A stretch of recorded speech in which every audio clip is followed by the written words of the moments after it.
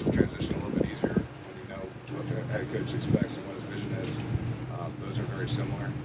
So there's definitely parallels and similarities. I think anybody that, whether it's a player or a coach, if you went between the two programs, would be very comfortable doing that. Matt, who are some mentors, coaches, players that have helped mold your coaching philosophy, style into where you are today?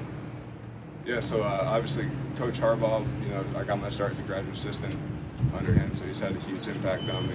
His brother, I spent 12 years was his assistant when I first got to Baltimore, so he's had a huge impact on me.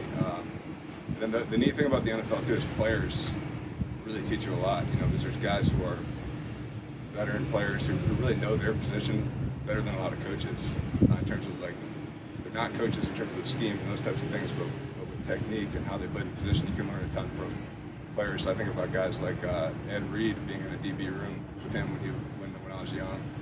Even just the last 2 years being with Mark Ingram, he's a guy that I learned a ton from, especially about leadership and getting a great position room and making everybody better and rising everybody up. There's so many guys over the years. I don't want to leave anybody out, but those would be a few.